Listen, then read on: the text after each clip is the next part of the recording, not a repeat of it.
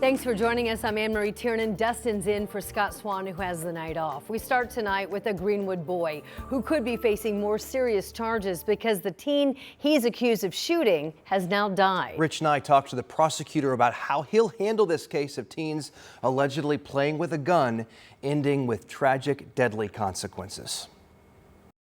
Police believe 6 juveniles were playing with a gun early Sunday inside this home on Crescent Drive in Greenwood. A 13-year-old boy allegedly pointed the gun at 13-year-old James Davis and pulled the trigger. What we've heard from the police is there's some kind of a dispute, but we don't know if this was anger or if it was accident or what it was. So that's why I'm saying it is some sort of a homicide. James Davis lived here. Police say everyone else took off after the shooting. Investigators believe 20 minutes passed before the alleged shooter called 911, reporting an attempted suicide. Davis's parents were asleep in the house and did not wake up until police knocked on the door, then found their son shot. James Davis was brought to Riley Hospital for Children on Sunday in critical condition. The coroner confirmed that Davis died on Thursday.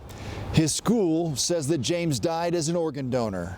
The juveniles involved attend Greenwood Middle School, which sent a message to families that included, "As we all process this loss, GMS will provide additional support for students and staff in the coming days." This is the quintessential bad result that we warn about when we say keep the guns away from the kids.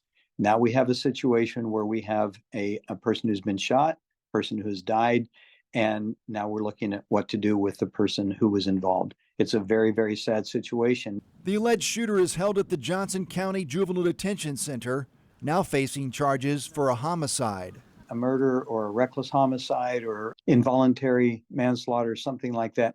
We really are looking at all the facts on it. Investigators have not said how the teens got the gun. In Greenwood, Rich Nye, 13 News. The 13-year-old accused of pulling the trigger has an initial hearing scheduled for November 26th. That's when we should learn what specific charges the prosecutor has filed. The Marion County coroner has just confirmed that a man shot by IMPD 3 weeks ago has died. 25-year-old Julius Hill was shot by officers back on October 27th near 10th and Sherman. A woman told police that Hill carjacked her at gunpoint, forced her to drive him around on the east side of Indianapolis.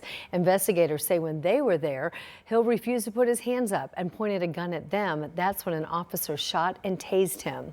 So this shooting is currently being looked at and reviewed by the Critical Use of Force Review Board. And now to the city's latest police shooting, happening just in the last 24 hours right downtown at the CVS drive-thru. Police say the suspect hit another officer with his car while police were trying to check on him. Tonight, 13 News reporter Emily Longnecker joins us with a new update from IMPD. IMPD says the officer who was hit last night by that suspect's car was released from the hospital last night and is fine. Police have not released the name of the suspect or an updated condition, but last night we were told that he was in good condition at a local hospital. Officer down. That's the dispatch call that brought dozens of IMPD officers to this CVS last night for an officer-involved shooting. Police say an IMPD officer shot a man after that man hit another IMPD officer with his car in this CVS drive-thru. Officers were called to the CVS to check on a man who was in his car but not responding in that drive-thru. Police say after they roused him, he got out of his car and then back in, put his car in reverse, hitting an officer with the driver's side door, pinning the officer up against a brick wall. The shooting is the 13th time this year an IMPD officer has shot at a suspect. It's the 12th time a suspect has been hurt or killed in an officer-involved shooting.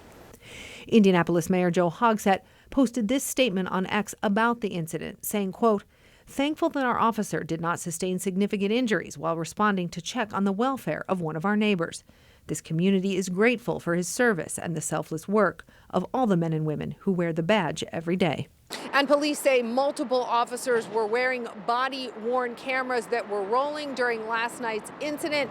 At this point, the officer who fired his gun at the suspect is on administrative leave, which is standard procedure.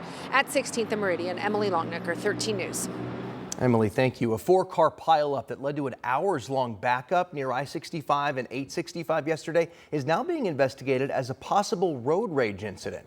A witness told police they saw a car come to a dead stop on the interstate, causing 2 other cars to slow. when a truck and trailer slammed into them. An Indianapolis man was seriously hurt in that crash. The 3 other drivers refused medical treatment. Police tell us they're investigating it as a crime. So far, though, they have not made any arrests. 6:04 on this Friday night, and you can kind of see the scene out there tonight. We've got some humidity in the air for sure. Yeah. Looks like Gotham out there. Doesn't it? It's like the 3rd night in a row that the skyline has looked like that because of that low cloud deck and haze. It's cool too. Temperatures are in the 40s across central Indiana. If you are headed out this evening, take the jacket, take the sweatshirt. Won't need the umbrella. Those clouds are not associated with any rain at this point.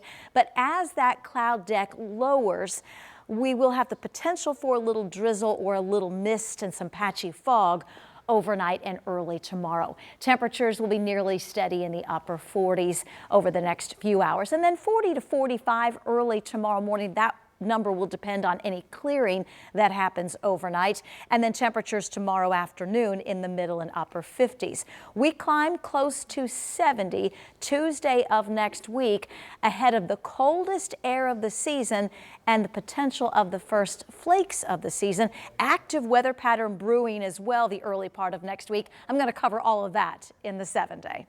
Thanks, Angela. Tonight, 30th Street is back under construction and will stay that way for a while. DPW says this is a $17.9 million project to restore a West Side bridge. It's going to open back up for traffic in about a year and a half, spring of 2026. The final completion date is expected later that year. Tonight, there's a big push to speed up construction on the Washington Street Bridge, and that effort, unfortunately, has hit a major milestone. A petition started back in August just reached 3,000 signatures, calling on the city to prioritize and accelerate construction after DPW announced the project's completion was pushed all the way back to next summer. The bridge over the Little Eagle Creek has been closed for nearly 8 months after the city realized that the bridge happened to be in worse shape than they expected. Businesses say this extended closure is hurting them big time. But we just want them to continue to work. We don't want them to work a couple of weeks and then take another 6 months off. We want the bridge completed because it's hurting a lot of people. It's killing all these businesses around here. You see that, well, there's no road with any traffic, so it's really hard on all the businesses around here.